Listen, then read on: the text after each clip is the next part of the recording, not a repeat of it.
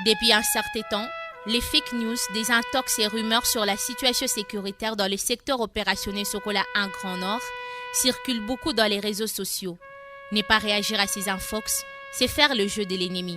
Que dit l'armée face à toutes ces accusations? Le porte-parole des opérations Sokola 1 Grand Nord sera face à la presse ce soir, à partir de 18h15, sur la radio FARDC 88.5 MHz. Un rendez-vous à ne pas manquer. Voulez-vous réagir à cette émission? Contactez-nous au 09 94 42 41 32 ou roubanimoucha@gmail.com. Mesdemoiselles et messieurs, fidèles auditeurs et téléspectateurs des FARDC FM et télévision, bienvenue dans votre émission spéciale Face à la presse. Aujourd'hui, nous allons recevoir encore une fois, pour la deuxième fois, le général Ekenge Bomoussa Sylvain. Il est porte-parole du gouverneur de la province du Nord Kivu. Mon général, bonjour.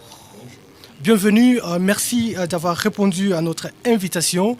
Aujourd'hui, ensemble avec vous, nous allons échanger sur l'état des sièges et surtout cette guerre qui s'est engagée autour de l'état des sièges, une campagne de soulèvement contre l'état des sièges, des soulèvements de la population contre l'état des sièges, j'allais dire.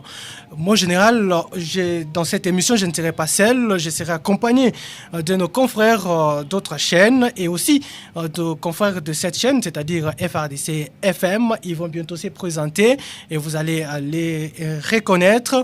Et avant de les donner la parole, mon général, comment se porte l'état des sièges dans l'ensemble de la province du Nord Kivu? Comme vous le savez, l'état des sièges, c'est la volonté de la population qui a été traduite par le commandant suprême, notre commandant suprême, qui se trouve être le président de la République, Félix Antoine Tshisekedi Tshilombo, qui a signé une ordonnance le 3 mai 2021 pour proclamer cet état des sièges, cet état exceptionnel.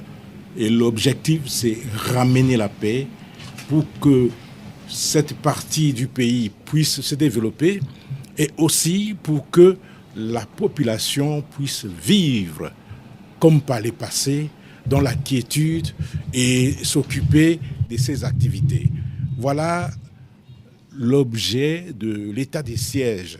L'état des sièges n'est pas venu gêner qui que ce soit. L'état des sièges, c'est la recherche de la paix dans l'ensemble de l'Est de notre pays et particulièrement ici dans le territoire de Béni. Exactement, mais comment expliquez-vous le fait qu'un groupe d'élus de la région de Béni et Butembo se soulève immédiatement contre l'état des sièges?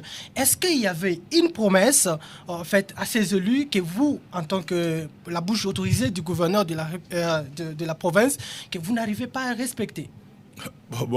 Ça nous étonne. Ça nous étonne. Ils ont été élus parce qu'ils veulent la paix dans cette partie du territoire. Exactement. Et aujourd'hui, ils sont contre le retour de la paix. Je ne sais pas ce qui se passe. Peut-être qu'il y a un secret caché qu'ils évitent qu'on puisse découvrir. Et moi, en tant que citoyen de la République démocratique du Congo, tout ça, ça m'étonne. Je ne comprends pas qu'on puisse vouloir une chose et son contraire à la fois. L'état des sièges est venu ramener la paix.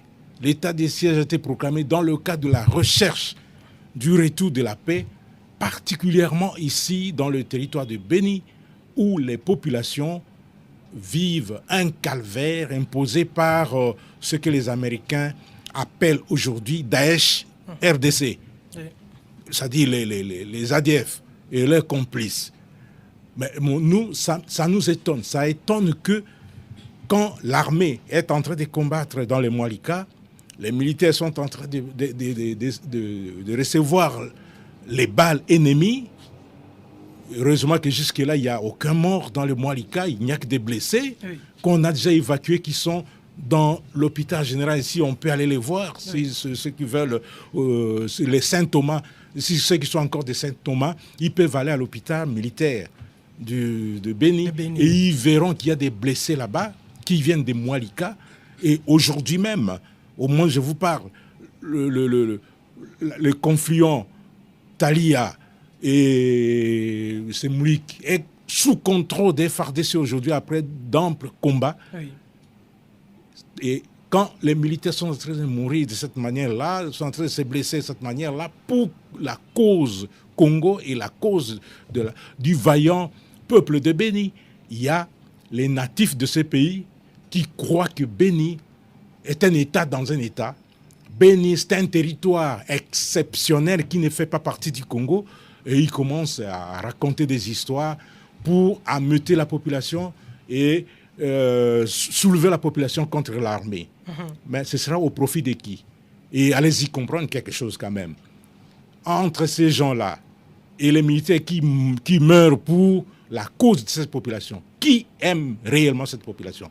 Et ce sont ces députés-là qui poursuivent leurs intérêts personnels et égoïstes, ou c'est l'armée qui travaille pour la cause de ces pays? Moi, en général, une chose que je n'arrive pas à comprendre, et récemment, l'armée a neutralisé au moins 45 ADF dans le Moualika. Et aussi récemment, pas plus tard qu'hier, nous avons vu les résultats de l'affrontement à Kikingi, où l'armée a neutralisé au moins 5 ADF. Subitement, les mouvements citoyens, pour ne pas les citer, Lucha, Butembo, déclarent 2 jours de deuil. Les deuils ont fait pour les ADF qu'on a tués à Moualika. Exactement, la Lucha a fait les deuils pour les ADF qu'on a tués à Moualika, pour les ADF qu'on a tués à Kikingi. Et ça, ils ne font pas les deuils pour la population, puisqu'ils sont instrumentalisés par ces ennemis de la population qui se retrouvent être députés aujourd'hui. Ça, c'est une évidence. Puisque ces deuils, ils les font pour qui? Ils les font pour qui? Les morts civils qui ont eu lieu à Kiking, ce sont des dépendants des militaires. Il y a une femme militaire. Il y a une femme militaire qui a été tuée. Ils font les deuils pour qui? Pour les 45 qu'on a tués, ou c'est pour les 5 qu'on a neutralisés à Kikingi? C'est ça le grand problème. C'est ça le dilemme qu'on a pour les esprits alertes et pour les gens qui aiment ces pays. Ils ne comprennent plus rien. Exactement. Nous allons donner la parole à nos confrères et consoeurs qui sont avec nous sur ces plateaux. Là, je donne à celui et celle qui a le micro. Vous avez la possibilité de poser votre première question au général. Oui, merci pour la parole. Ma première question, c'est celle-ci. Vous vous présentez Djouria Mireille, Radio FARDC. Oui.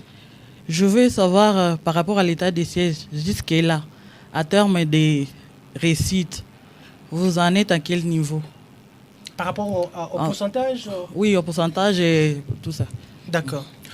Je ne sais pas si dans une guerre, on peut parler en termes de pourcentage. Je ne sais pas. Moi, je suis militaire de carrière, un militaire professionnel. Nous, on ne parle pas en termes de pourcentage lorsqu'on combat. On parle en termes d'objectifs. Hein? Ce que nous voulons, c'est ramener la paix dans ce pays. Exactement. Et pour ramener la paix, il y a tout un processus. Et pour faire la guerre, il y a un processus. La guerre commence sur papier. La guerre ne commence pas sur le terrain. C'est la planification qui détermine la réussite des opérations militaires. Si vous avez mal planifié, la suite sera biaisée et vous n'aurez aucun résultat. Et c'est pourquoi on met beaucoup de temps, beaucoup de soins, beaucoup d'attention dans la phase de planification des opérations.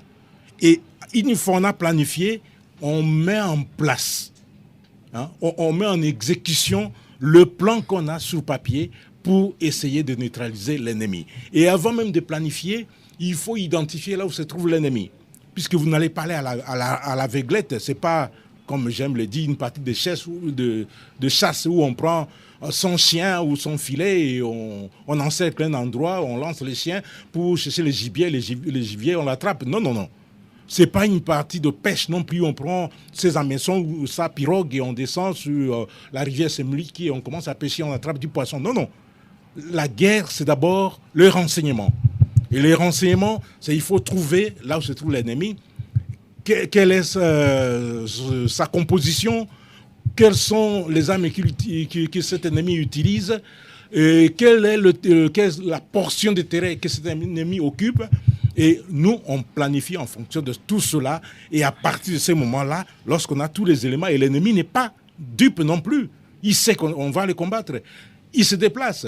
Et on utilise tous les moyens pour l'identifier et on va à l'assaut des objectifs bien définis. Aujourd'hui, nous avons identifié l'ennemi dans les Moualika. Il y a certaines personnes qui disaient qu'à Moualika, il n'y a personne. Mais aujourd'hui, il y a beaucoup de gens. Et les drones qui ont survolé ont encore vu d'autres positions. Et on est en train de les neutraliser, d'attaquer ces positions-là au moment où je vous parle. Donc, on ne parle pas en termes de pourcentage. Ce n'est pas le fait de vendre les maniocs pour dire que j'ai vendu autant et puis il me reste autant. Non, non. Nous, c'est la guerre. La guerre, on sait quand elle commence et on ne sait pas quand elle se termine. Exactement, mon général. Mais revenons à ces députés-là. Mon général, vous avez déjà détecté leurs objectifs. Vous avez les informations, les renseignements, pour ne pas dire informations. Mais qu'est-ce qui empêche l'armée à mettre la main sur ces députés? Dans l'état de siège, vous avez le pouvoir d'arrêter qui que ce soit. Est-ce qu'ils sont couverts de l'immunité parlementaire ou bien qu'est-ce qui empêche exactement d'arrêter ceux qui soulèvent la population contre l'état de siège? Tout celui qui est contre l'état de siège est contre la paix. Et celui qui est contre la paix, c'est l'ennemi du peuple congolais. Et l'ennemi du peuple congolais sera poursuivis et neutralisés comme les ADF. Et la loi nous donne l'autorisation. L'ordonnance numéro 21/016 du 3 mai 2021 portant mesures d'application de l'état de siège sur une partie du territoire de la République démocratique du Congo stipule en son article 4 ce qui suit, que dans l'accomplissement de leur mission, les autorités provinciales militaires, donc le gouverneur militaire, son adjoint et son équipe sont investis des prérogatives exorbitantes de la légalité normale dans la limite du respect de la dignité humaine. C'est seulement cet aspect-là qui fait que nous ne puissions pas intervenir directement. Le respect de la dignité humaine, du respect de la vie et de la propriété privée. Elles ont notamment, et je vais citer pour rencontrer votre préoccupation, quelques points. Au point numéro 4, il dit d'interdire les publications et les réunions qu'elles jugent de nature à exciter ou à porter atteinte à l'ordre public. Et là, la Lucha doit le savoir, et le Vranda Mouchanga aussi. Et là, on ne va pas hésiter, puisqu'il y a des instructions qui ont été données. Toute réunion qui n'a pas l'autorisation, toute réunion qui va à l'encontre de l'état des sièges sera sévèrement sanctionnée et les auteurs arrêtés et traduits devant la justice militaire. Il y a aussi un autre point, interdire la circulation des personnes ou des véhicules dans les lieux et heures qu'elles fixent. Vous voyez, on est l'état disons là, il y a une disposition qui a été prise pour qu'à partir de 21h, qu'il y ait couvre-feu. Et ce couvre-feu est en vigueur de 21h à 5h du matin, ici dans le territoire de Beni et aussi à Butembo. Et vous voyez qu'il y a des checkpoints partout. Et ce sont ces checkpoints qui ont permis d'appréhender les gens qui avaient des bombes, qui transportaient des explosifs vers Biakato. Et on a remonté la chaîne et on a arrêté tout le monde qui était impliqué dans cette histoire. Il y a un autre point, je ne vais pas citer d'autres, mais je vais citer 3 qui restent. Interdire le séjour dans tout ou partie de la province à toute personne cherchant à entraver de quelque manière que ce soit l'action du pouvoir public. Un autre point, interpeller toute personne impliquée dans les troubles de la paix et de l'ordre public et la déférer devant la justice militaire compétente. Et en fonction de cette disposition, je vous annonce qu'à partir d'aujourd'hui, tout celui qui va entraver les actions de l'état de siège, les actions menées pour ramener la paix dans cette partie de notre territoire national, tous ceux-là seront arrêtés, appréhendés et transférés par devant les juridictions militaires. Et enfin, je vais m'arrêter par là, prendre toute décision qu'elles jugent utile dans l'accomplissement de leur mission. Et j'annonce que tous ceux qui sont contre la paix sont les ennemis du peuple congolais et du peuple de Béni. Le peuple de Béni, c'est un vaillant peuple qui a beaucoup souffert. L'état de siège n'est pas venu pour amener l'insécurité, mais au contraire pour combattre l'insécurité. Et les gens qui s'opposent à cet état de siège, qu'ils soient députés ou pas, la loi nous autorise de mettre la main sur eux et de les déférer devant la justice militaire. Et c'est ce qui sera fait à partir d'aujourd'hui. Je pense que cette loi a été votée à l'Assemblée nationale. Ça, c'est l'ordonnance du président et la loi portant état de siège. Ce sont les députés eux-mêmes qui l'ont voté. Et écoutez, un gardien, le député, c'est comme un gardien des coutumes. Le gardien des coutumes est censé connaître tous les principes régissant la communauté, la coutume dans une communauté. Et quand le gardien des coutumes viole les principes, donc en quoi est-il gardien des coutumes? Comment on peut le considérer comme gardien des coutumes? Les députés, on les appelle honorables. Et en quoi ce qui claironne là mérite-t-il d'être appelé honorable? Honorable par rapport à quoi? Donc ils sont des députés et non puisque honorables. J'ai des images du Nord Kivu, du Petit Nord, où quelqu'un de Sheka, de NDCR, NDC Rénové, cite certains politiques. Oui. Et en quoi sont-ils des politiciens? En quoi sont-ils des députés? Et pourquoi doivent-ils mériter d'être appelés honorables? En tout cas, pour nous, ce sont des complices de ceux qui endettent la population et ils seront considérés comme tels. Et pour nous, ceux qui endettent cette population sont nos objectifs militaires. Et pour eux, nous allons utiliser tous les moyens pour les appréhender et les mettre à disposition de la justice, pour qu'ils répondent de leurs faits et qu'ils subissent la rigueur de cette justice. Le message est clair, mon général. Fidèles téléspectateurs et auditeurs des FARDC, je rappelle que nous sommes dans une émission spéciale face à la presse et nous recevons le porte-parole du gouverneur militaire de la province du Nord Kivu.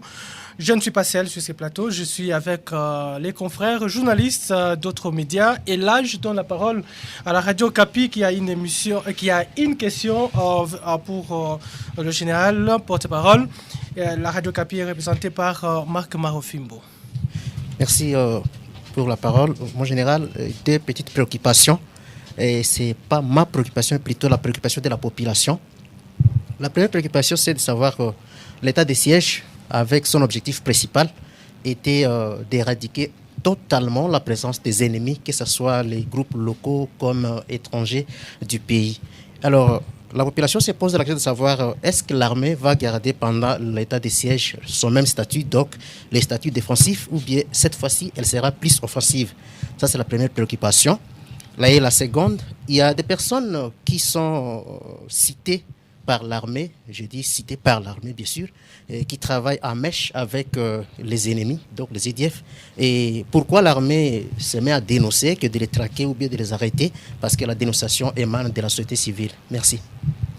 Je vais commencer par cette deuxième partie de votre question. Je viens de le dire.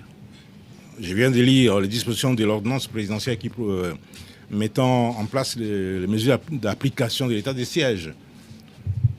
Nous n'allons reculer devant personne. Et personne n'est indispensable dans ce pays.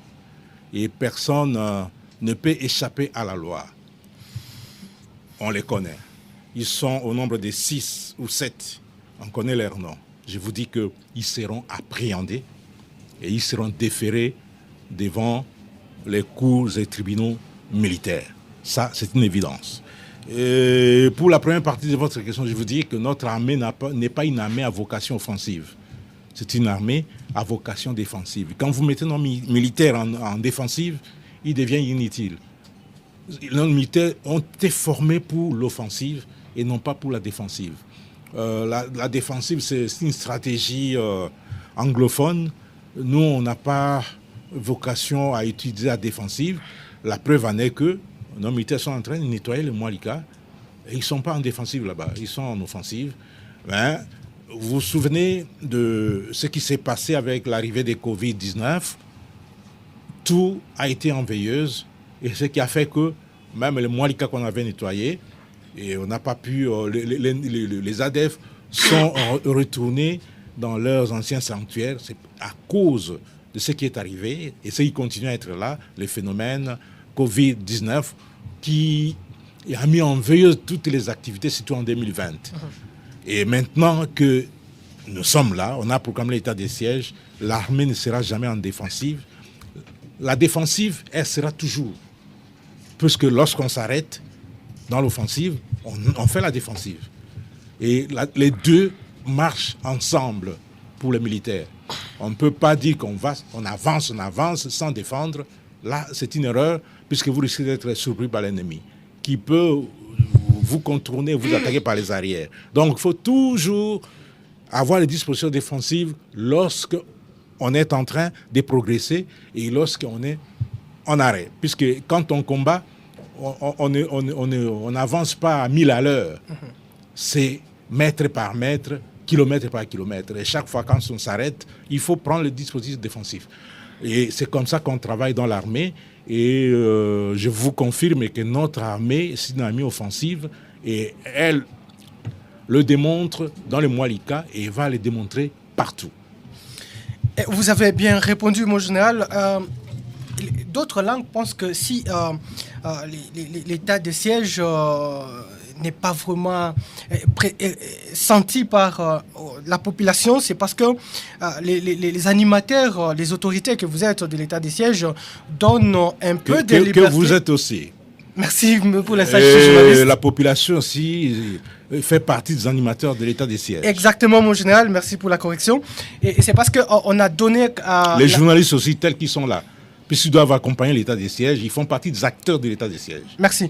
Et pourquoi du côté réseaux sociaux? Parce qu'on sait que dans cette région, la population aime bien les réseaux sociaux, ils racontent n'importe quoi, ils transfèrent n'importe quoi dans les réseaux sociaux. Et pourquoi cette liberté des réseaux sociaux? Il n'y a pas moyen de restreindre quand même ces réseaux sociaux et de voir organiser des choses autrement. C'est facile de contrôler les médias ordinaires, la radio, la télévision, les médias sociaux, c'est facile. Mais les réseaux sociaux, même la République démocratique du Congo ne gère pas les organismes qui gèrent ces réseaux sociaux. Est-ce que vous pouvez expliquer à nos auditeurs la différence entre réseaux sociaux et médias sociaux? Je vois Radio Okapi qui émet en ligne. Ça, c'est à la fois un média ordinaire, un média classique, puisque c'est la radio, les ondes, mais c'est aussi un média social. Quand vous êtes sur Twitter, vous êtes sur, comment ça s'appelle encore, YouTube et comme ça ce sont des médias sociaux. Hein, ça sont des médias sociaux. Mais lorsque on utilise les groupes, les WhatsApp et comme ça, vous êtes dans les réseaux sociaux. Et là, c'est difficile à maîtriser. Mais lorsqu'on connaît, c'est pourquoi j'ai demandé au président... Les administrateurs. À tous les administrateurs l'autre jour qu'il ne faut jamais intégrer la personne que vous ne connaissez pas dans votre groupe.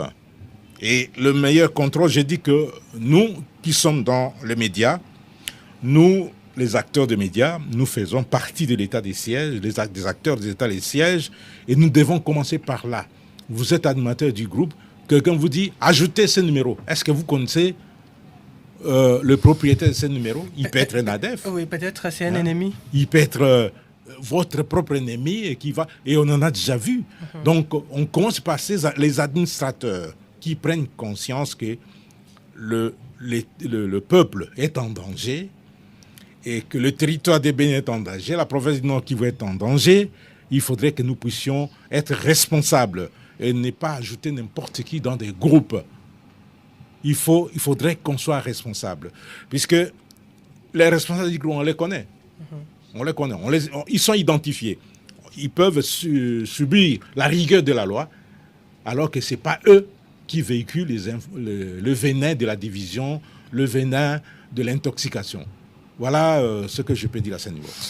Exactement, le message est passé et c'est un peu difficile de contrôler les réseaux sociaux, mais les administrateurs ont un travail. Il faut que les administrateurs soient responsables et devant ce qui peut arriver. Alors, nous allons prendre Céros Mouissa de l'agence France Presse et aussi correspondant au niveau de FARDC.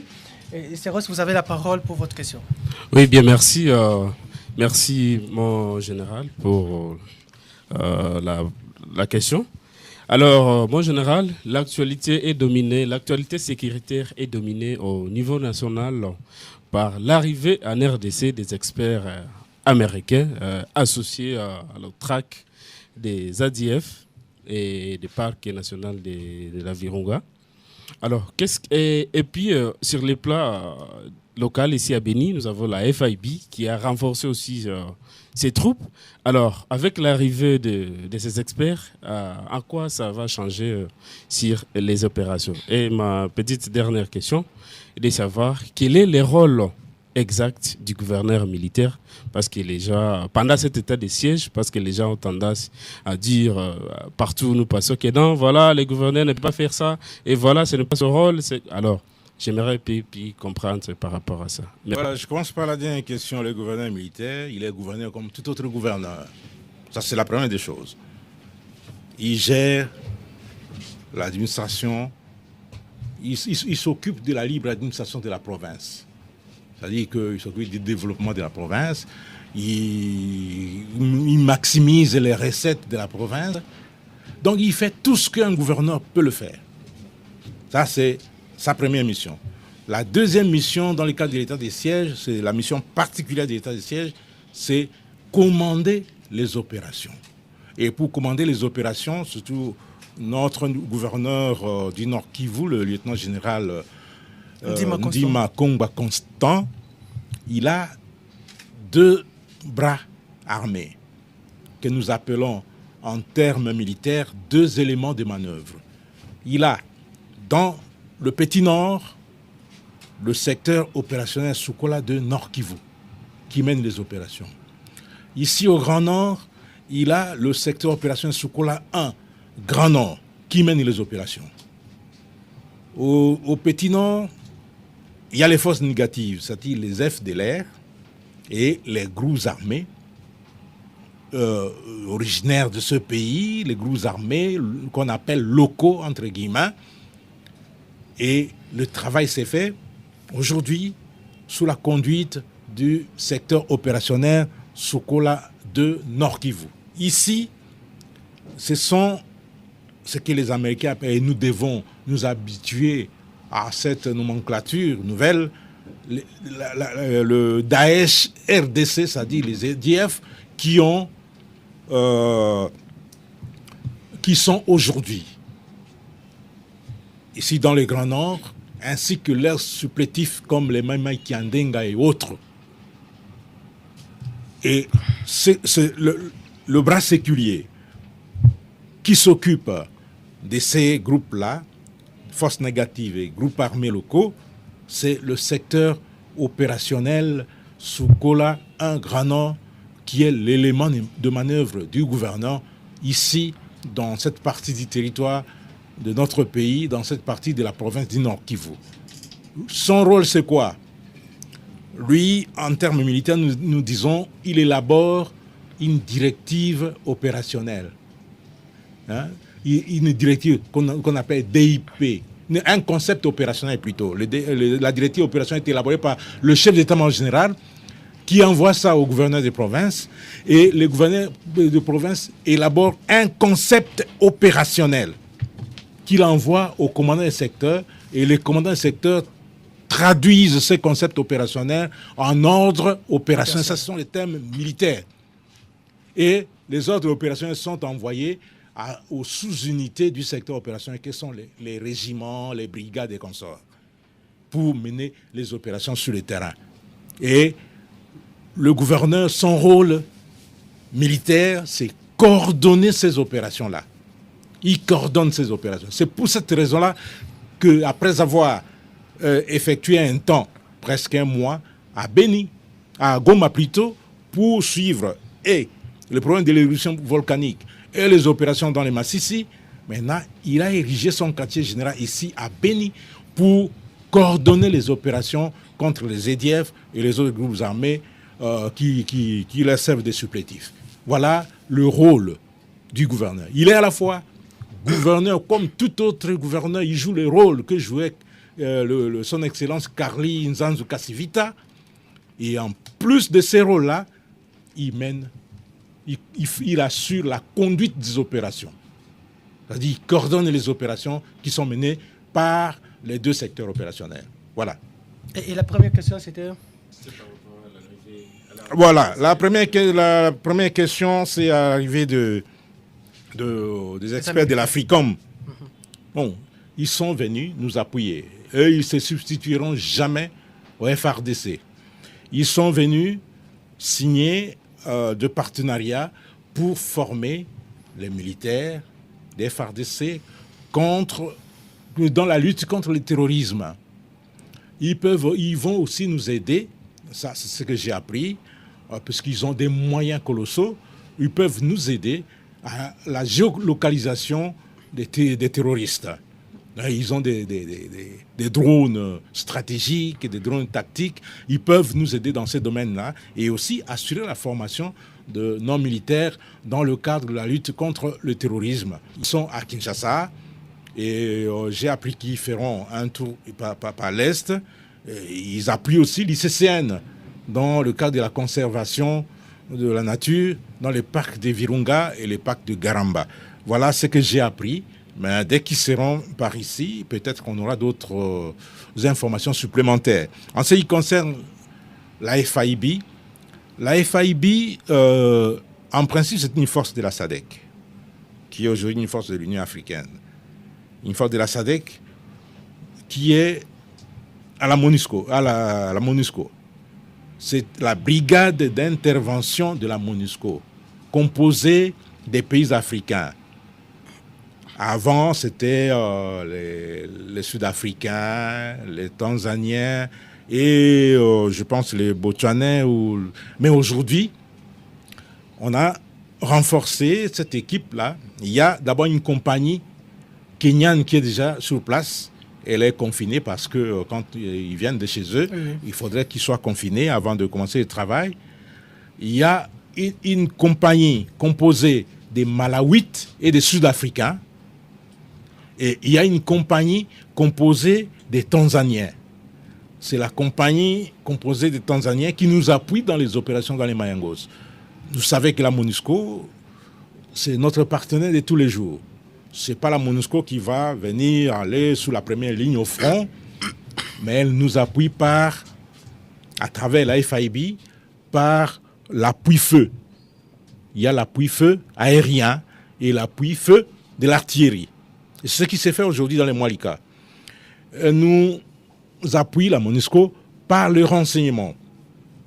La MONUSCO a des drones qui identifient les positions de l'ennemi et on nous donne ces positions-là et nous attaquons avec l'appui, nous attaquons ces positions avec l'appui feu de la FIB. La MONUSCO nous appuie en termes de transport. Le transport de la logistique avec leurs hélicoptères pour ravitailler nos hommes sur le terrain. La MONUSCO, comme ça a été le cas dans les Moualika, on a connu des blessés et la MONUSCO assure l'évacuation sanitaire. C'est ça la mission qui a été, pas la mission, les missions qui ont été données dans la planification des opérations à la MONUSCO, particulièrement à la FIB. Et cette mission s'est faite avec satisfaction, puisque nous sommes ensemble, nous travaillons ensemble. La MONUSCO, son objectif, c'est la protection de la population. Nous aussi, notre objectif, c'est la protection de la population, et on travaille ensemble et en partenariat dans les opérations qui sont menées, et ici dans le secteur opérationnel Sokola 1 Grand Nord, et dans le secteur opérationnel Sokola 2 Nord Kivu, et ailleurs, même du côté du Sud Kivu, et de l'Ituri aussi. Exactement, mon général. Parlons maintenant pour les rendus dans des groupes armés qui se rendent. Par exemple, dans le Petit Nord, nous avons vu des milliers de combattants qui ont déposé les armes. Dans le Grand Nord aussi, ici chez nous, il y a, à Kalunguta, il y a des sites là où il y a des Maïmaï qui ont accepté de déposer les armes. Parle-nous de la structure que le commandant suprême a créée, et on est à quel niveau Je ne saurais pas parler de cette structure, moi je ne fais pas partie de la structure. Ce que je dis, c'est qu'il y a, moi-même, j'ai accompagné le gouverneur en maintes reprises à Kichanga à 2 reprises, et puis à Massissi pour récupérer les groupes armés qui se rendent, les Nyatura, les Toubor, les Zapé Céleste, les NDC rénovés de Guidon. Ils se rendent en masse parce qu'ils en ont marre, et ils veulent plus rester en brousse. Ils veulent répondre à l'appel du président de la République pour participer autrement au développement de ce pays. C'est la jeunesse qui risque d'être sacrifiée, et de ce côté-là, ils se rendent. Mais par contre, ici, au Grand Nord, les gens n'aiment pas que les groupes armés se rendent. Peut-être c'est à cause de cela qu'ils ont peur. Parce que les membres des groupes armés qui se rendent, qui sont capturés, commencent à citer les noms des politiques qui les entretiennent. Et maintenant, ces politiques commencent à avoir peur et à s'emporter contre l'état de siège. L'état de siège aussi, ils s'emportent contre l'état de siège parce que certains de leurs intérêts sont bloqués. La plupart d'entre eux sont des spécialistes dans la fraude douanière. Et maintenant qu'on bloque de ces côtés-là, ça devient un problème. Ici au Grand Nord, imaginez les documents de valeur. Tous les papiers de valeur sont émis par l'administration centrale à partir de Kinshasa, ou à partir de l'administration provinciale à partir de Goma.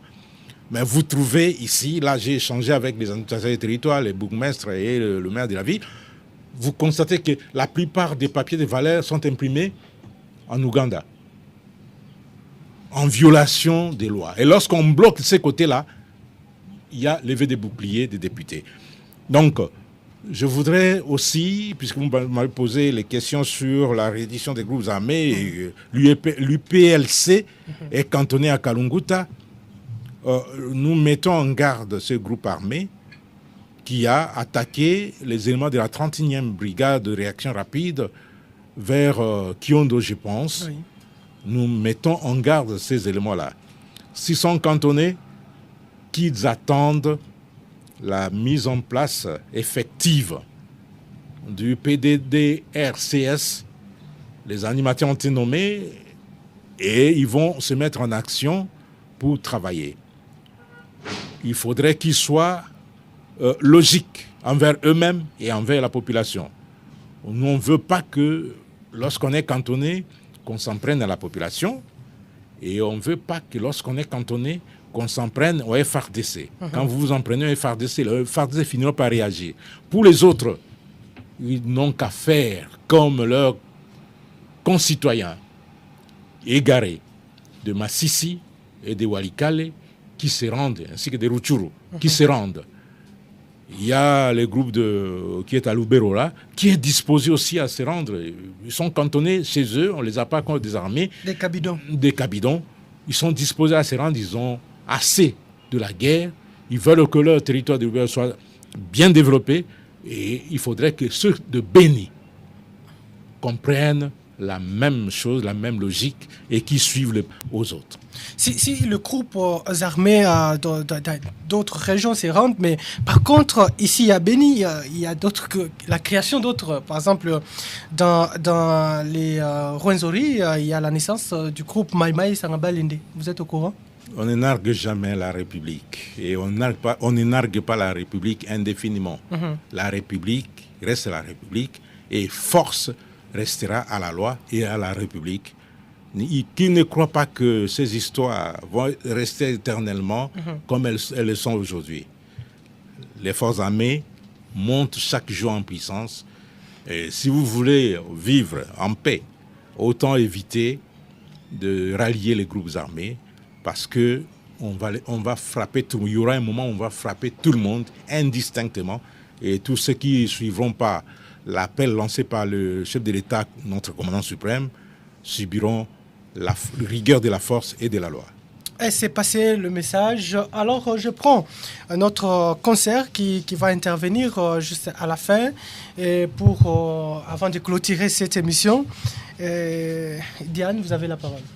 Merci pour la parole accordée. Je m'appelle Diane Kianga. Je suis de la radio Télé Bilingue. J'ai quelques préoccupations. Premièrement, hier à Butembo, il y a quelques jeunes qui ont barricadé les routes, soi-disant pour dire non à l'état de siège, malgré l'interdiction de manifestation. J'aimerais savoir, vous en tant que porte-parole du gouverneur, quelle est votre réaction par rapport à ça? Ma deuxième préoccupation, dans le secteur Rwenzori, il y a toujours présence de groupes Maï Maï et j'aimerais savoir les dispositions pratiques que l'armée est en train de prendre pendant cette période de l'état de siège pour éradiquer ces groupes qui se créent au lieu de déposer les armes.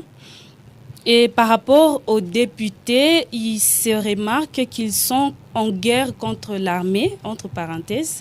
Alors, mon général, j'aimerais savoir si les députés sont autorisés à se prononcer pendant cette période où ils ne doivent pas travailler, où ils ne travaillent pas, où l'Assemblée provinciale n'est pas en activité.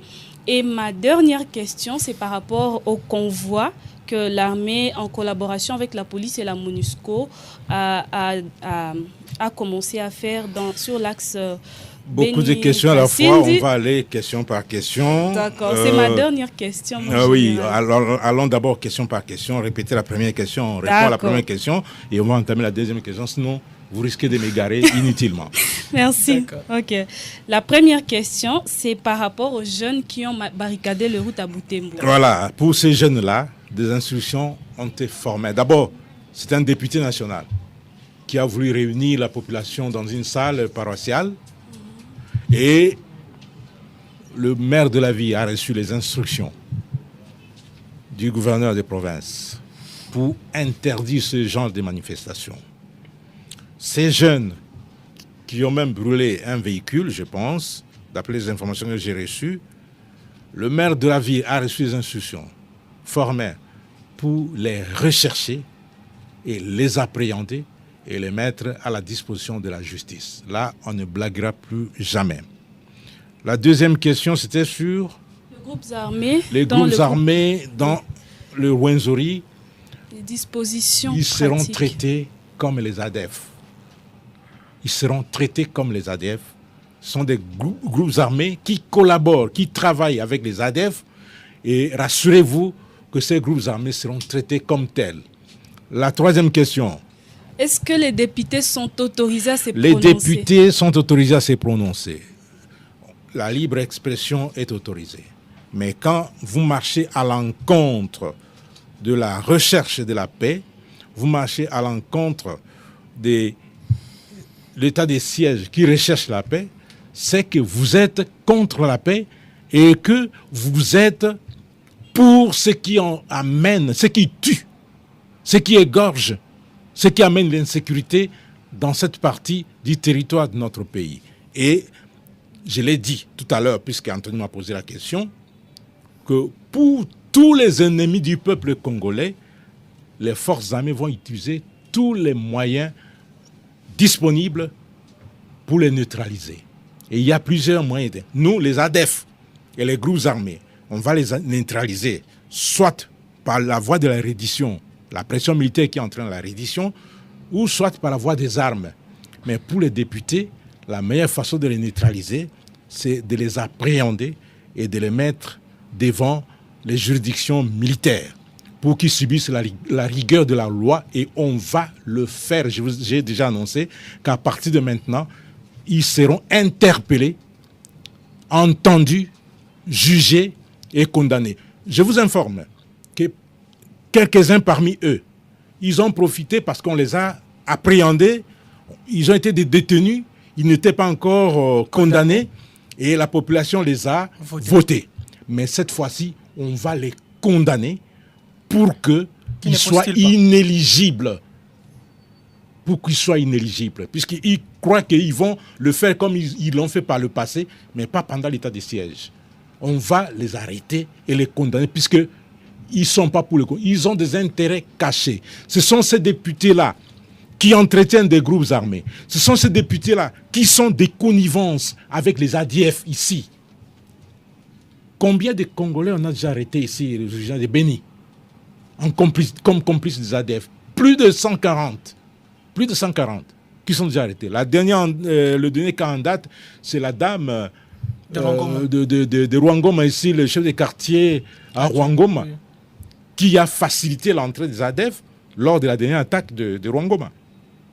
Et elle est maintenant jugée en procédure de flagrance. Et ceux-là aussi, ils le seront de cette manière-là pour que la population voit qui sont avec le peuple et qui ne sont pas avec le peuple. Et la dernière question sur le convoi. Oui, j'aimerais savoir, parce que j'ai remarqué la fois passée que sur la route Beni-Kasindi, il y a quand même des chauffeurs qui prennent les risques de voyager malgré que le convoi soit déjà parti. Écoutez, dans le cadre des opérations menées dans les Mayangos, il a été prévu une stratégie pour prévenir les attaques de ADF sur la RN 4 entre Béni et la frontière.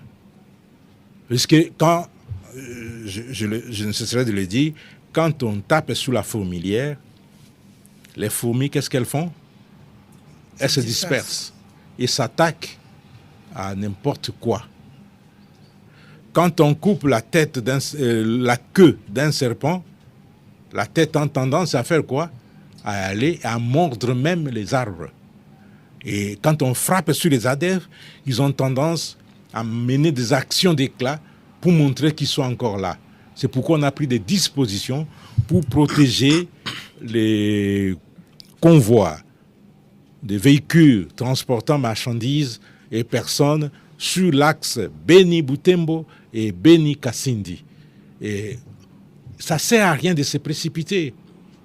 Il y a les convois qui quittent Béni pour aller à Kasindi. Ça va faire beaucoup de temps, c'est plusieurs véhicules. Ce convoi doit rentrer pour repartir. Quand il rentre avec les véhicules qui viennent de Kasindi vers Béni. Et ils doivent rentrer, une fois de plus, avec les véhicules qui partent de Béni vers Kasindi. Et il y a une autre équipe qui part de Béni vers Butembo. C'est pour éviter les attaques probable de l'ennemi. Et nous demandons aux chauffeurs de ne pas prendre les risques. Ceux qui prennent les risques, vous avez la chance de vous arriver, mais en cas d'embuscade, vous voyez ce qui peut arriver. Il y a perte inutile de marchandises et perte en vies humaines aussi. Donc il faudrait qu'ils comprennent que toutes ces mesures ont été prises et c'est accompagné par la MONUSCO, la police nationale et les FARDC pour essayer de protéger au maximum la population et les usagers de cette route-là. Merci, mon général. Nous sommes presque à la fin, mais avant de clôturer notre émission d'aujourd'hui, nous voulons revenir sur une question que beaucoup d'entre nous se posent. Et est-ce que vous nous confirmez aujourd'hui qu'en dehors de ce que les députés touchent au niveau du gouvernement central, et est-ce qu'au niveau provincial, les gouverneurs militaires donnent quelque chose aux députés provinciaux? Écoutez, ce sont des institutions différentes. L'Assemblée provinciale a son budget, le gouvernement provincial, l'exécutif provincial a son budget. Effectivement, le budget de l'exécutif provincial est validé par un édit de l'Assemblée provinciale. C'est comme au niveau national. Le gouvernement a son budget de fonctionnement. L'Assemblée nationale, le Parlement, parlons du Parlement puisqu'il y a l'Assemblée nationale et le Sénat, oui. Chaque institution a son budget. Oui. Mais au niveau de la province, c'est un problème. Particulièrement de la province du Nord Kivu. La loi dit, l'ordonnance portant proclamation d'état de siège dit, les assemblées provinciales, les gouvernements provinciaux des provinces sous état de siège, donc leurs membres continuent à bénéficier de leurs avantages. Oui. Ils ont les émoluments. Même s'ils ne travaillent pas. Même s'ils ne travaillent pas, ils ont les émoluments. Et pour l'Assemblée provinciale, ces émoluments sont payés par les trésors publics. Oui. Au niveau national, pas au niveau provincial. Oui. C'est au niveau national. C'est au niveau national qu'on paye les députés provinciaux. Et c'est le niveau provincial paye les ministres provinciaux. Oui. Ça, c'est évident. Mais depuis l'ancien gouverneur Kali Nzanzu Kasivita, oui. Je ne vais pas massacrer le nom de son excellence.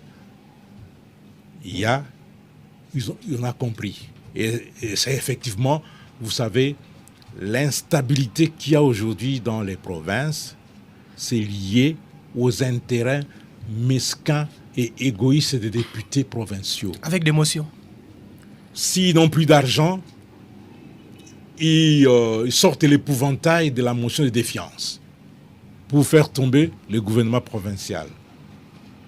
Alors, face à cette situation, qu'est-ce que le gouvernement fait? Il sort l'argent, on donne. Il donne. Et là, ça se calme.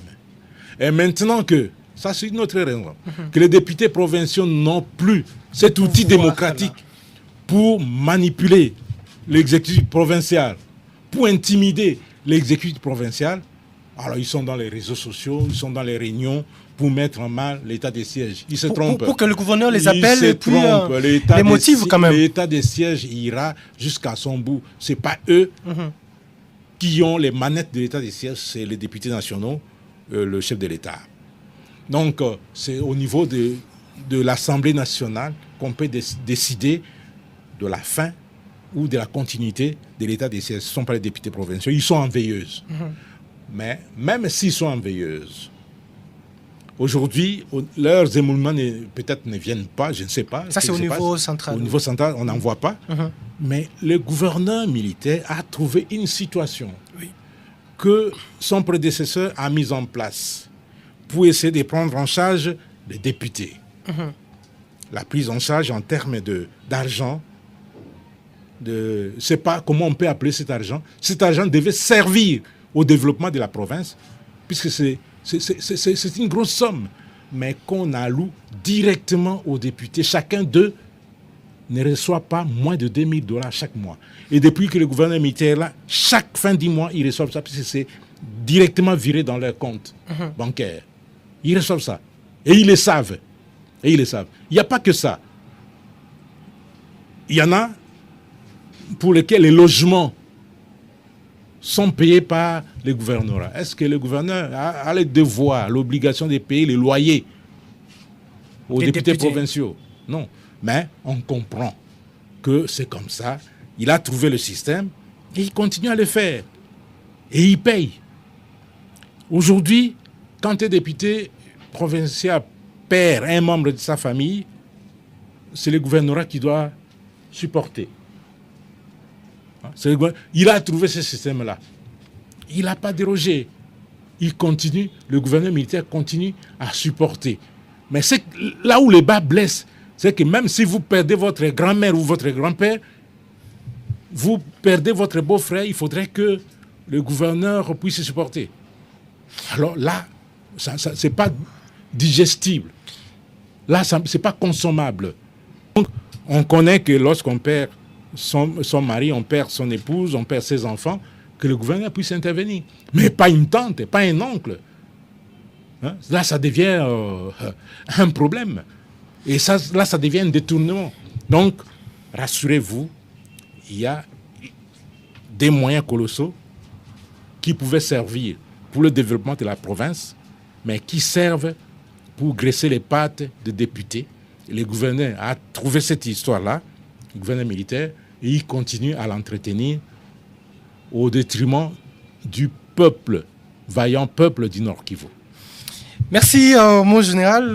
$2000 fois quarantaine, c'est beaucoup d'argent et les auditeurs ont compris d'où provient ces combats. C'est-à-dire, il y a des tantes, il y a des oncles, il y a des grands-mères qui meurent et qu'on veut à tout prix être soutenus par... Ils ont peur aussi d'être dénoncés par les groupes armés qui se rendent parce qu'ils sont Exactement. auteurs ou co-auteurs de ces groupes armés-là.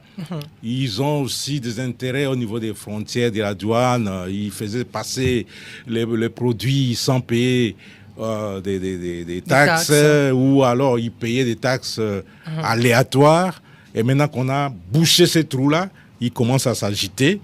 N'en déplaise à ces députés, à ces politiques. L'état des sièges, tant qu'il est là, il va continuer à serrer la vis. Il va continuer à serrer la vis. Et puisque vous voulez conclure votre émission, je voudrais seulement appeler le vaillant peuple du Grand Nord, les vaillants peuples du Nord Kivu, pour dire à ce peuple de ne pas prêter oreille à ces vendeurs d'illusions. Ils ne sont pas pour la paix, puisque la plupart d'entre eux entretiennent des groupes armés qui tuent, qui égorgent, qui enlèvent, qui violent, qui détruisent notre écosystème. Donc, il est temps de... Ils sont là. Pour la première fois, vous m'avez posé la question dans la première émission.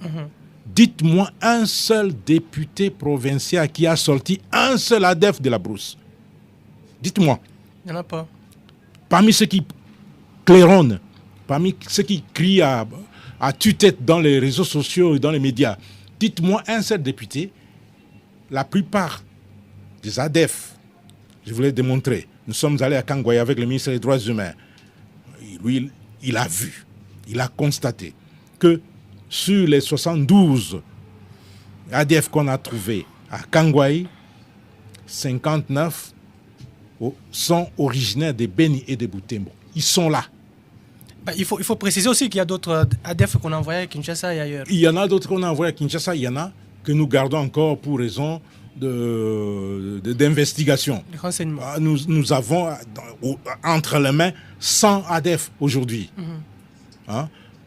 Parmi les 100, 90% sont originaires d'ici, du territoire de Beni, de la ville de Butembo.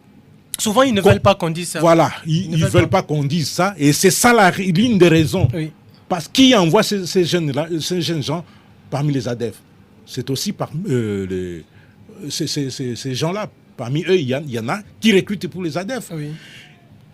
On a arrêté ici les collabos des ADF. Plus de 140. Ils sont originaires d'où? Ils ne sont pas tombés du ciel. Ils ne viennent pas d'autres provinces. Ils sont originaires de ces territoires de Beni, de la ville de Beni et de la ville de Butembo.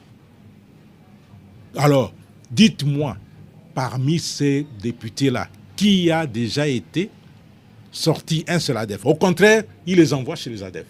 Oui. Et c'est ça les grands problèmes. Ils ont peur qu'on puisse les citer parce que nous avons les images, nous avons les vidéos. Et on a montré à l'équipe, disons aux députés nationaux une fois en 2020 ici, on les a fait visionner. Les interrogatoires des ADF qui disent que moi je suis de ceci, je suis d'Issalé, je suis d'Oicha, j'ai fait ceci, j'ai fait cela.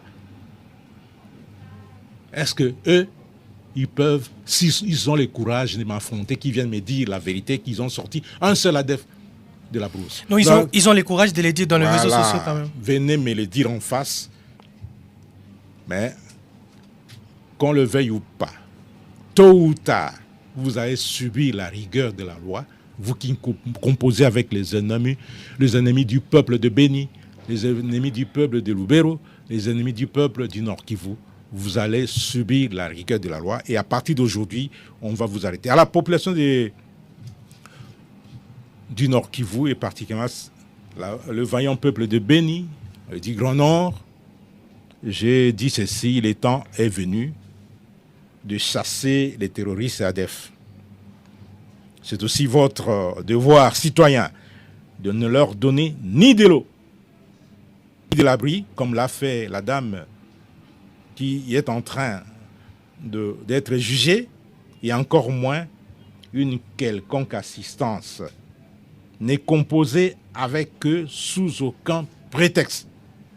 Dénoncez-les sans hésitation auprès des FARDC et des services de sécurité. La paix se gagne et la victoire est certaine avec l'état de siège. Ne prêtez pas oreille aux chanteurs, aux vendeurs d'illusions qui se recrutent parmi les députés provinciaux qui ne vous aiment pas. Vous les votez, mais eux, ils sont contre vous, puisqu'ils entretiennent l'ennemi, ils entretiennent les ADF, d'autres groupes armés supplétifs aux ADF. Ceux qui viennent d'être créés comme, on les appelle encore comment, les Maïmaï... Msanga Balende. Ça vient d'où? C'est toujours ces gens-là. C'est toujours ces gens-là qui les manipulent. On connaît qui a donné des Motorola aux jeunes de Mutwanga, de Boulongo, qui ont tué à peu près une dizaine de militaires des FARDC. On les connaît. Mais la loi, et reste la loi, toutes ces infractions-là sont imprescriptibles. Et on va les mettre la main dessus tôt ou tard. Pour les groupes qui se disent de pression, les groupes qui se disent de mouvements citoyens. Ils font la pression sur qui? Tout ce que vous faites constitue des infractions à la loi. Et lorsque on va vous arrêter, vous serez incapable de vous défendre devant la loi. Alors, continuez, mais les ordres ont été donnés. On va vous neutraliser d'une façon ou d'une autre et on va vous prendre et vous mettre à disposition de la justice pour que vous puissiez savoir que la justice, pendant l'état de siège, ne pardonne pas. Eh bien, je considère ça comme votre conclusion, mon général. Merci aux confrères et consoeurs qui sont avec nous dans ces plateaux spéciaux. Merci également à vous, auditeurs et auditrices de FARDC FM, pour avoir suivi cette émission. Prenez un rendez-vous avec votre radio. C'est la même émission. Elle sera diffusée dans nos chaînes partenaires et aussi rediffusée ici à partir de 18h après notre journal de 18h. D'ici là, portez-vous bien. Au revoir. Congo nde mboka ngo mokengeli koi mboka ngo mokengeli léopard.